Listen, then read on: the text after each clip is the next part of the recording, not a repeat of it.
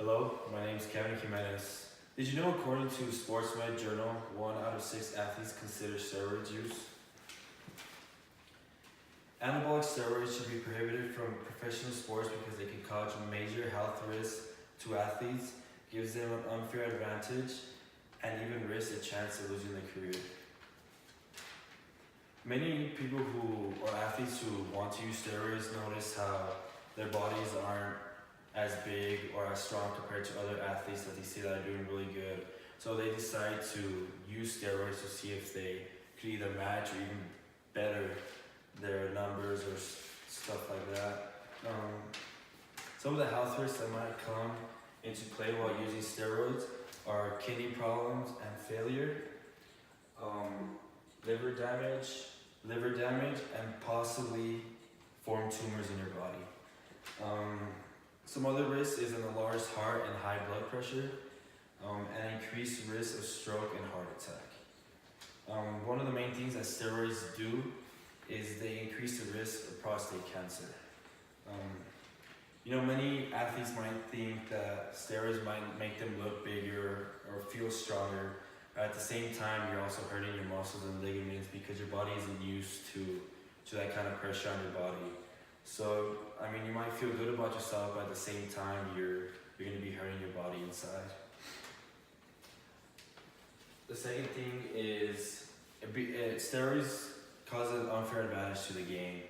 If you use steroids, you're basically cheating the game because, other athletes work their butts off to be where they're at today, and if you use steroids, you're basically just cheating yourself to become a better player than the one that works hard.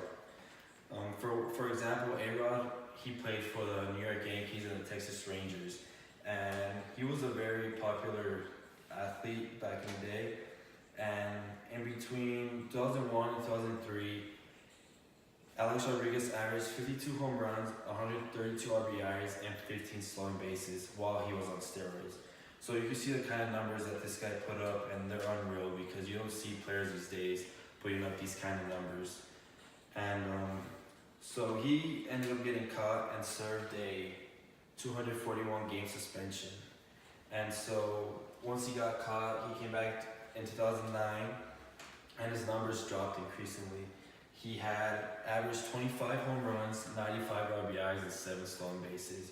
So you could tell there's a big jump from when he was on steroids and when he was not. So as I mentioned before, how A-Rod was suspended for 241 games. Usually the consequences for MLB pro athletes who get caught using steroids will serve a 162 game suspension. And if the measures are very extreme, like it was in Alex Rodriguez's situation, then they will increase. Like he got a 241 game ban instead of a 162 game ban. And usually, when athletes get caught using steroids, they usually don't get paid while they're on suspension because it's basically like a consequence for, you see that you use steroids and now you're going to suffer the consequence of not getting paid or the money that you earned before you were on steroids.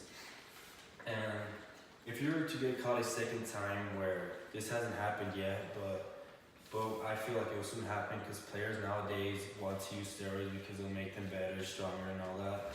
But it's just a bad way of representing yourself.